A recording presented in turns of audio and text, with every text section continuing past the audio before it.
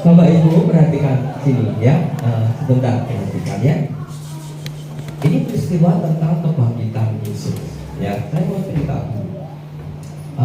Kira-kira begini, waktu murid-muridnya kumpul dengan Yesus sebelum Yesus disalib, ya mereka kumpulkan. Terus akhirnya di Taman Getsemani, terus akhirnya Yesus dicium oleh Yudas, Yesus dibawa kemudian menghadap tentara Pilatus dan lain-lain. Akhirnya Yesus disalib gitu ya. Nah, waktu Yesus disalib, murid-muridnya tahu, termasuk Petrus di situ. Dan Petrus ini menyangkal Yesus berapa kali? 5 kali itu? Berapa? 3 kali menyangkal Yesus 3 kali. Nah, waktu Yesus disalib, nah itu hari Jumat lah ya, kira-kira Jumat Agung kemarin. Terus hari Sabtunya kira-kira perasaan murid-murid Yesus biasa itu kacau. Ada yang ngomong gini, wah ini piye iki, Yesus ya dipateni, ada yang lari, ada yang sembunyi dan lain-lain. Ada juga yang waduh, nek Yesus enak, apa-apa mangan enak, ora usah bayar, wong Yesus biar mujizat di roti 2 ikan. Lah kira apa Yesus piye balik ke Jorneh jadi nelayan gitu ya. Macam-macam, banyak macam-macam. Nah, mereka terfokus kepada masalah mereka sendiri. Ada perasaan takut, perasaan sakit hati. Yesus yang harusnya menjadi juru selamat, menjadi raja, kok mati gitu. Macam-macam perasaan. Itu hari Sabtu ya. Nah, hari Minggunya, kira-kira hari Sabtunya mereka murid-muridnya bisa tidur tidak? Mungkin pikiran ya. Nah, sekarang hari Minggunya kita buka Yohanes pasal yang ke-20. Yohanes pasal yang ke-20, judul perikopnya kebangkitan Yesus. Ya, saya bacakan pelan-pelan Bapak Ibu. Ya, ketemu? Baca depan ya. Pada hari pertama minggu itu,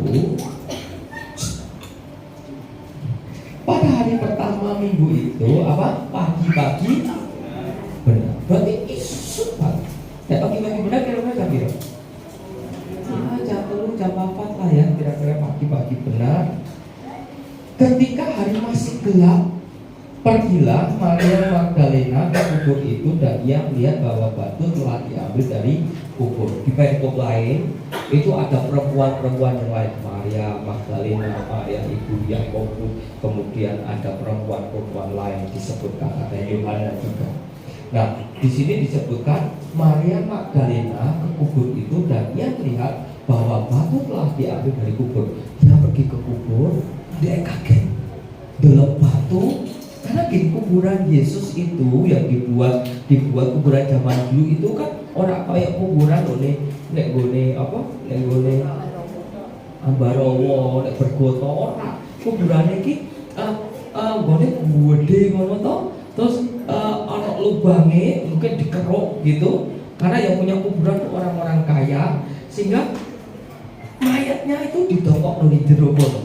Ana tempat untuk berbaringnya. Gitu. Nah, itu ditutup karo batu yang besar. Nah, Maria Magdalena delok nek kuburan menyekam karena Maria Magdalena membawa rempah-rempah. Ya, di perikop lain mereka membawa rempah-rempah. Waktu Maria Magdalena melihat ternyata, loh, batunya kok sudah tidak ada. Batunya masih bergeser. Terus Maria Magdalena delok kosong. Nah, ayat berikutnya perhatikan. Ia berlari-lari mendapatkan Simon Petrus dan murid yang lain yang dikasih Yesus, kira-kira Yohanes ya. Dan berkata kepada mereka, Tuhan telah diambil orang dari kuburnya dan kami tidak tahu di mana ia diletakkan. Yang ada dalam pikiran Maria Magdalena, Yesusnya, Tuhannya, orang yang dicintainya diambil orang. Ngerti ya? Jadi sudah tidak mikir Yesus bagi tidak kepikiran. Yang ada dalam pikiran Maria Magdalena, Tuhannya ini diambil orang, dijupuk. Perhatikan. Terus ayat yang ketiga, maka berangkatlah Petrus dan murid yang lain itu ke kubur. Petrus dan Yohanes mangkat karo Maria Magdalena. Moro. Kira-kira morone kesusu ora? Kesusu. Ayat berikutnya ngomong gini. Keduanya berlari bersama-sama, tetapi murid yang lain itu berlari lebih cepat daripada Petrus sehingga lebih dahulu sampai ke kubur. Mereka lari bersama-sama gitu ya. Tapi si paling cepat Yohanes. Wah, Yohanes ternyata pelari. Wah, kan ada kepengen ngerti. Yesus kepiye? Waktu dia cukup piye? Lari, kok paling cepat Yohanes. Petrusnya ketinggalan karena Petrusnya kesel. Kira-kira gitu ya. Terus ayat berikutnya,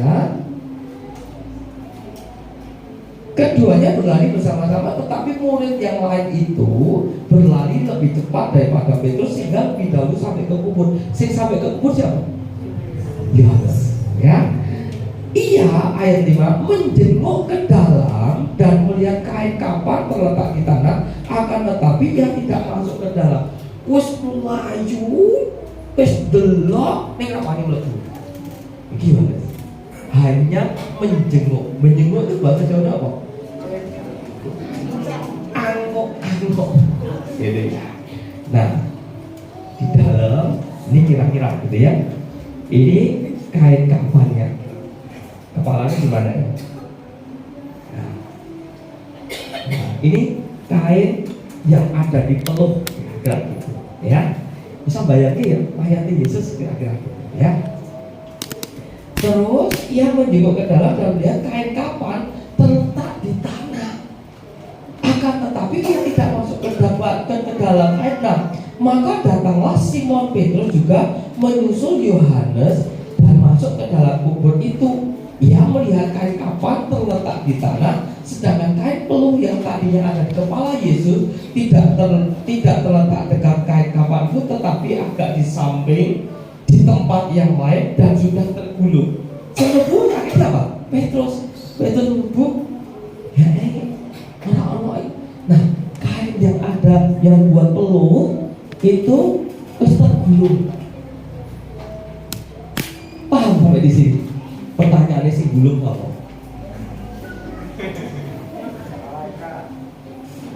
Malaikat. Apa Yesus gulung dewe? Resiko tak penting kok setakok bareng-bareng ya. Yesus cuma akan bertanya siapa yang gulung gitu ya. Itu kan penting ya. Tapi ini perhatikan ya. Ayat 8, maka masuklah juga murid yang lain yang lebih dahulu sampai di kubur itu, maksudnya Yohanes, dan ia melihatnya dan apa? Percaya apa? Yesus bangkit? Percaya apa? Nah hilang. Bukan percaya Yesus bangkit, tapi percaya hilang nih. Percaya omongannya Maria Magdalena. Kadang kita punya teman, terus cerita ini salah, kita mempercayai berita itu. Benar. Ya kan? Lagi ceritanya Maria Magdalena percaya, hilang. Yesus ini dicolong, hilang Yesus. Terus ayat berikutnya, ayat 9, sebab selama itu mereka apa? Belum mengerti isi kitab suci yang mengatakan bahwa ia harus bangkit dari antara orang. Mereka belum mengerti, tapi sudah pernah membaca atau sudah pernah diceritain belum? Sudah, tapi udah mudah. Makanya kadang kita ini mendengarkan firman Tuhan, wah malah ngantuk. Ya, wah tidak tahu. Tapi begitu menghadapi masalah lali, orang paham. Tapi di tempat ini sudah sering dikasih tahu bahwa Yesus itu yang menolong kamu. Jangan pernah takut dengan apapun juga. Serahkanlah segala kekhawatiranmu kepadanya, bukan cepat kabeh. Tapi kita berkata ini mereka belum mengerti isi kitab suci yang mengatakan bahwa ia harus bangkit dari antara orang mati. Tapi perhatikan, coba kita baca Lukas pasal yang ke-24. Saya mau tunjukkan Lukas 24. Tak ulangi, Lukas 24 ayat pertama tak baca dengan cepat. Bapak Ibu perhatikan, ini motornya waktu suwi ya, waktu suwi. Cukup pada. Tetapi pagi-pagi benar pada hari pertama minggu itu mereka pergi ke kubur membawa rempah-rempah yang telah disediakan mereka. Ya. Mereka mendapati batu sudah terguling dari kubur itu dan setelah masuk mereka tidak menemukan mayat Tuhan Yesus. Sementara mereka berdiri termangu-mangu. Saudara ngerti kata-kata termangu-mangu? Apa? Terheran-heran, delongok, kira-kira gitu. Heran. Gitu. Sementara mereka berdiri termangu-mangu karena hal itu, karena Yesus tidak ada di situ, mereka terheran-heran. Tiba-tiba ada dua orang berdiri dekat mereka memakai pakaian yang berkilau-kilau. Memakai pakaian kilau-kilau. Itu siapa berarti? Mereka. Ya, saudara, nek jadi Maria, lunga kono, terus belok terheran-heran. Ana malaikat berkilau-kilauan. Apa yang saudara lakukan? Apa yang saudara lakukan? Selfie dengan malaikatnya gitu. Enggak loh. Mereka itu saking termangu-mangu terheran-heran karena Yesusnya hilang. Bahkan di depannya ada malaikat yang berkilau-kilauan. Orang direwes. Karena fokus mereka kepada Tuhan. Kecintaan mereka kepada Yesusnya yang hilang. Itu yang nomor satu bagi mereka. Terus ayat kelima, mereka sangat ketakutan dan menundukkan kepala. Tetapi ketakutan karena apa? Yesus hilang. Tetapi kedua malaikat itu berkata pada mereka, perhatikan ini, mengapa kamu mencari Dia yang hidup di antara orang mati? Terus ayat 6, Ia tidak ada di sini, Ia telah bangkit. Malaikatnya ngomong tuh. Terus baca sama-sama 2, 3. Ingatlah apa yang dikatakannya kepada kamu ketika Ia masih di Galilea, yaitu bahwa yaitu bahwa Anak Manusia harus diserahkan ke tangan orang-orang berdosa dan disalibkan dan akan bangkit pada hari yang ketiga. Ayat 8, maka teringatlah mereka akan perkataan Yesus itu. Malaikatin ngene, lali lah. Nek Yesus pernah ngomong, Yesus pada hari ketiga akan bangkit. Terus mereka langsung, oh aku kelingan, ya teringat. Makanya saudara kalau di sini selalu dieling terus, mau coba kita, kue kan bosan orang usah, dieling terus. Sama seperti ini mereka mau, kue eling rap. Terus kita berkata, maka teringatlah mereka. Kenapa? Karena kita ini lalinan. Betul? Kira-kira apa? Gajian. Kasih tahu saudara, kita ini orang yang perlu harus diingetin.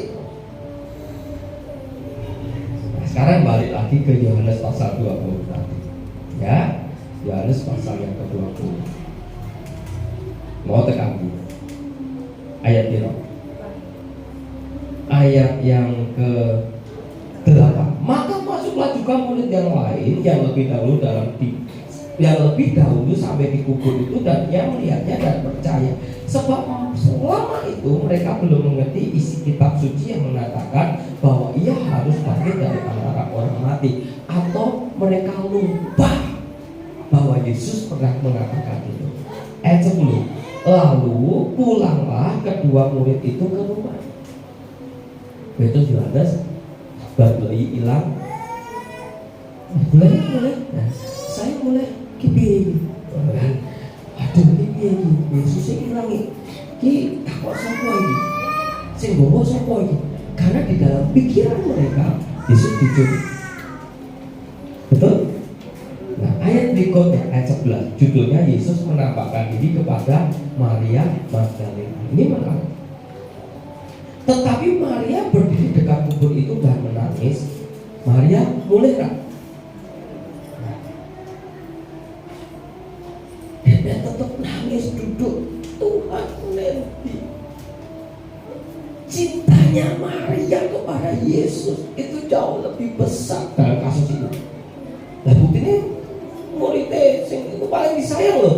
Petrus dan Yohanes mulai ngantuk turun. Nah, Yesus hilang nggak sembarang mulai. Tapi Maria tetap duduk di situ dan menangis. Kenapa? Yesusnya hilang. Yesusnya dicuri orang. Terus sambil menangis ia menjenguk ke dalam kubur itu. Kalau nangis dalam kubur hilang. Itu sama jempol.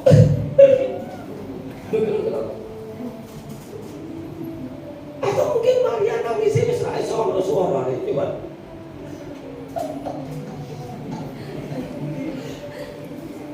Ini perasaan sudah hancur sedemikian rupa. Bisa membayangkan nggak? Saudara dalam tanda kutip kalau kehilangan Yesus kira-kira apa-apa, anak Yesus apa-apa gitu. Atau saudara merasa Tuhan sampai hilang dari hidup. Atau malah kita menghilang dari Yesus.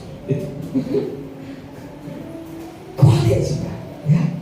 Terus ayat 12. Dan tampaklah olehnya dua orang malaikat berpakaian putih, yang seorang duduk di sebelah kepala dan yang lain di sebelah kaki di tempat malaikat Yesus berbaring. Ya, malaikatnya orang loro nek ini orang sing ngadeg nek siji, nek ini siji. Ya, orang malaikat loro. Terus ayat yang ke-13. Kata malaikat itu kepadanya, "Ibu, mengapa engkau menangis?" Bahasa karangnya mom, ya bukan mom, itu udah bawa mom, nangis kenapa mom? Gitu ya. "Ibu, kenapa engkau menangis?" Jawab Maria kepada mereka, apa? 2, 3. "Tuhanku telah diambil orang, dan aku tidak tahu di mana dia berada." Dia nangis itu merasa Tuhan itu hilang. Hilangnya karena diambil orang. Alhamdulillah. Kayak ibu boy. Saudara ngerti nggak? Ini rasa apa ya? Bahasanya apa? Desperate, gitu ya. Desperate, rasanya sangat tertekan sekali karena Tuhannya hilang. Diambil orang. Seperti hidupnya ini sudah tidak ada artinya karena Tuhannya hilang. Saudara dan saya bisa gitu, tidak sampai nek kita berdoa orang ketemu Tuhan, terus kita Tuhan, aku mending usah urang dan ketemu kok. Kita bisa berkata gitu. Sama seperti Maria. Walaupun yang ada di dalam pikirannya salah, tapi motivasinya dia tidak mau kehilangan. Walaupun Yesus yang dia cinta itu sudah mati, paling tidak dia mau lihat jasadnya. Mereka sudah membawa rempah-rempah, mereka mau menaburi dengan minyak supaya tidak bau mayatnya. Tapi begitu masuk ke dalam, hilang. Dan ada yang ada dalam pikirannya, dia dicuri orang. Terus ayat 14. Sesudah berkata demikian, ia menoleh ke belakang dan melihat siapa? Yesus berdiri di situ, tetapi dia tidak tahu bahwa itu adalah Yesus. Dia nggak ngerti apakah wajah Yesus yang di situ berubah atau tidak tahu. Mungkin tidak berubah, tapi fokusnya dia itu Yesusnya hilang. Dia lupa bahwa Yesus pernah berkata di Galilea, pada hari yang ketiga aku akan bangkit. Itu selalu fokusnya kehilangan ini. Bahkan ada Yesus pun yang ada dalam pikiran Maria Magdalena itu bukan Yesus. Karena yang ada dalam pikirannya Yesus sudah mati. Dia cuma mau cari mayatnya, cari jasadnya yang kemarin sudah dikubur oleh Yusuf dari Arimatea. Paham? Terkadang ada dalam pikiran kita, dan kau punya masalah, lali kalau Yesus sih, tapi lo yang gede masalah. Betul? Pokoknya Yesus itu kita. Yesus bukan hanya di sebelah, dia di dalam kita. Dan dia mau berkata kepada kita, serahkanlah segala kekhawatiranmu kepadaku, karena aku yang memelihara engkau. Tapi pikiran kita selalu kepada masalahnya, bukan kepada Yesusnya, tapi kepada masalahnya. Sama seperti Maria Magdalena, dia fokusnya bukan kepada Yesus yang di situ. Yesus ini ngomong, ibu cari siapa? Tapi dia fokusnya kepada jasadnya yang hilang. Perhatikan ayat berikutnya, ayat yang ke-15. Kata Yesus kepadanya, ibu, mengapa engkau menangis? Siapakah yang engkau cari? Yesus kan ngomong, ibu, mengapa engkau menangis? Siapakah yang engkau cari? Ayat berikutnya baca sama-sama, 2, 3.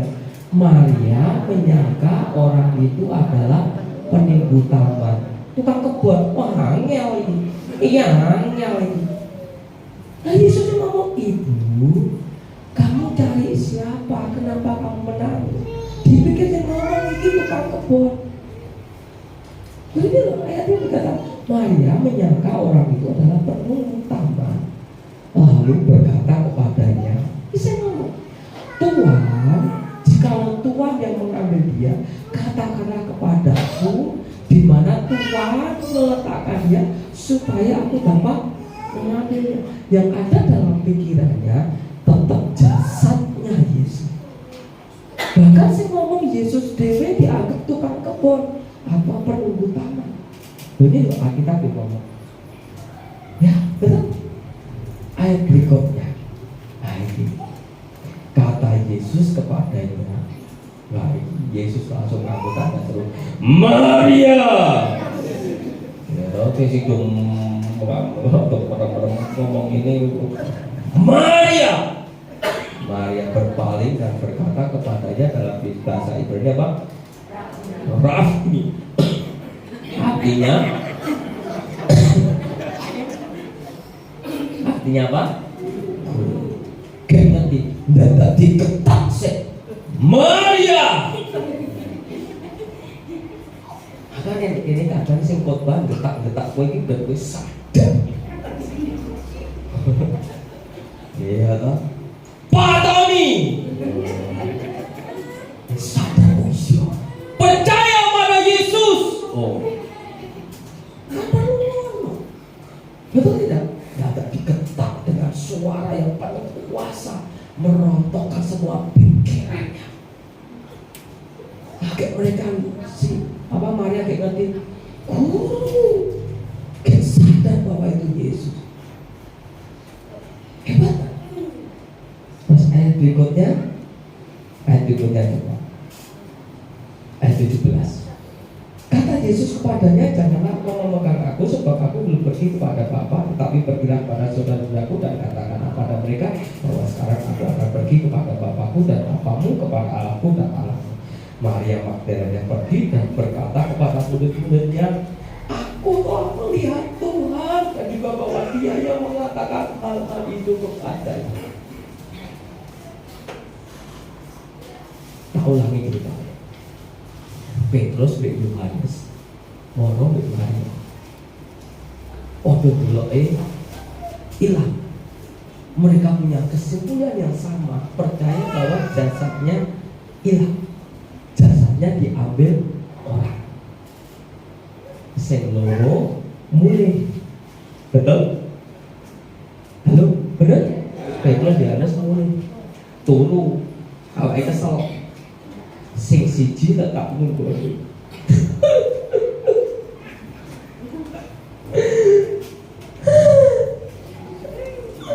Sampai apa tuh? Terus malaikat teko. Terus Yesus teko. Terus diketak, Maria. Mudah maksudnya. Nek Maria iki melu mulai karo wong loro mau. Ketemu ora? Artinya apa? Kono artinya bar kebaktian udah mulai Pak Yura ngono. Engkau mesti mengejar Tuhan dengan sungguh-sungguh.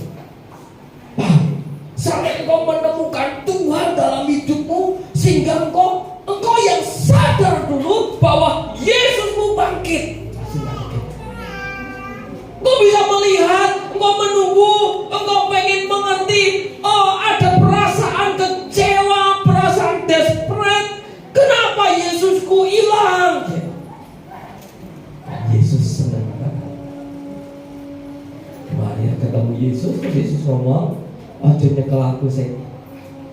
Ngomong, itu selesai. Maria balik, Petrus, Yohanes kayak dulu. Yo, ngomong itu sudah enak aja. Ini Petrus di kono, gitu ya. Petrus, kira-kira, bos, aku ketemu Yesus. Kita pernah percaya? Kalau aku mau naik kono ya belok bareng lo, yuk. Ya tapi aku mau belok bareng kok. Orang Yesus bilang, iya tapi pas gue mulai, aku nunggu nih, terus ada malaikat. Orang malaikat, mau anak malaikat Pak Andre? Apa? Iya ada dia, mau anak malaikat. Aku ratu lah, aku ya ratu lah, turun. Kalau engkau mencari Tuhan, mau membaca Alkitab, kejar Tuhan dengan sungguh-sungguh, sehingga Pak akan melewati semua masalahmu itu dengan enak. Amin. Miliki kerinduan seperti Maria Magdalena. Dia ketemu dengan Tuhan. Yes, ketemu dengan Tuhan. Wah, itu ayat berikutnya. Sing done Lukas tentang perjalanan Kleopas dan temannya yang ke Emmaus. Iku apa? Orang ngerti sing bisa omong Yesus. Tapi pancen dia bisa ketemu itu. Sama seperti Maria. Dia mencari Tuhan dengan kesungguhan sampai dia harus bertemu dengan Yesusnya. Awalnya dia fokusnya kepada jasad atau mayat Yesus, tapi hari itu dia bertemu dengan Yesus. Kira-kira kalau Bapak Ibu jadi Maria, perasaanmu begini, senengmu begini. Kalau nangis itu kan bukan nangis yang pertama, yang sedih karena Yesusnya hilang dicuri orang, tapi nangis yang sedih. Dia akan ketemu Petrus dan Yohanes. Aku ketemu, pokoknya Yesusku bangkit. Terus Petrus ngomong ke Yohanes, halo. Betul tidak? Loh karena mereka melihat, mereka sama-sama ndelok kuburan. Halo, mesti ada lagi, saking stresnya. Betul?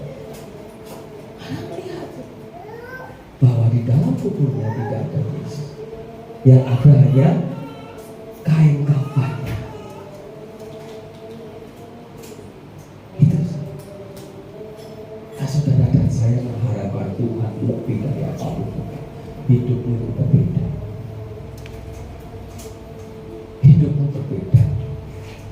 Kau boleh punya masalah, problem apapun juga, tapi kalau kau mengharapkan Tuhan dengan kesungguhan hati, walaupun kau udah muda, orang pokok baca Alkitab terus ngocok, orang muda, orang pokok minta Tuhan beri aku pengertian supaya aku muda, sehingga kalau aku menghadapi masalah, aku bisa menghadapinya.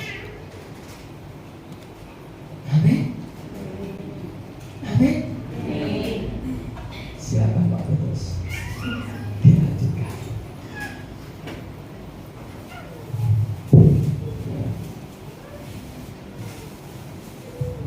Ya, 5 menit. Tadi Pak Budi minggu yang murid 2 yang ke Emmaus. Nanti kalau sudah baca di Lukas, mereka ngobrol sama Tuhan. Tuhan Yesus menerangkan kitab-kitab yang menceritakan tentang Mesias. Mesias harus menderita dan bangkit. Ini ngobrol jalan tentang kitab suci tentang Mesias. Terus kemudian Yesus mau pergi, dia melanjutkan perjalanan, tapi 2 murid itu mau jangan, ayo makan dulu. Makan, memecah roti, mata mereka terbuka. Oh Yesus, tapi Yesusnya menghilang. Terus mereka ngomong satu dengan yang lain. Mungkin Kleopas yang ngomong, wah ya tadi waktu Dia menerangkan tentang kitab suci, hati kita berkobar-kobar. Ya. Baca nanti di Injil Lukas. Jadi apa yang disampaikan Pak Budi sekali lagi untuk saudara bisa berkobar-kobar, tidak lain tidak bukan baca Alkitab. Itu fakta, saudara. Ya. Tuhan Yesus kalau ngomong, kalau kamu tinggal tetap dalam firman-Ku, kamu akan mengetahui apa? Mengetahui apa? Mengetahui kebenaran. Dan kebenaran itu punya kuasa untuk memerdekakan, artinya meningkatkan. Nah, ini hari-hari pengejaran kita ke sana. Kalau kita tidak sampai ketemu Yesus, hatimu tidak akan berkobar-kobar. Caranya ketemu Yesus, bacalah Alkitab. Kalau orang muda Pak Bibi tadi berdoa, ya minta supaya mudah. Percaya Alkitab yang ditinggalkan kepada kita ini gampang untuk dimengerti, karena Roh bisa menolong. Amin. Kita berdiri. Bapak, kami sangat bersyukur buat firman-Mu sore hari ini. Peristiwa tentang kebangkitan-Mu sungguh luar biasa.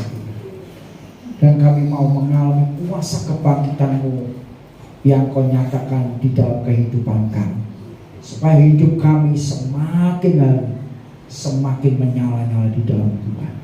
Terima kasih Tuhan buat firman-Mu. Biar firman-Mu masuk dalam hati kami dan hidup dan berbuah dalam hidup kami. Mari angkat tangan di hadapan Tuhan. Saudara-saudaraku terkasih dalam Tuhan, setelah kau mendengar firman Tuhan, kau menyimpan dalam hatimu, kau rindu mengalami kebenaran firman Tuhan. Sekarang pulang lagi dalam damai sejahtera Bapa, penyertaan Tuhan Yesus, persekutuan dengan Roh Kudus. Hidupmu dan hidupku semakin hari semakin dipenuhi oleh kebenaran firman Tuhan. Dan kebenaran itu berkuasa untuk memerdekakan setiap kita, sehingga kita melihat Tuhan Yesus yang sudah bangkit menjadi Tuhan yang menyertai kita, Tuhan yang berkuasa atas hidup kita, Tuhan yang merancangkan kebaikan-kebaikan dalam hidup kita, Tuhan yang memberkati hidupmu, sehingga hidupmu di mana saja kau ada menjadi berkat bagi banyak orang. Dan kita percaya berkata, amin. Dia berkati.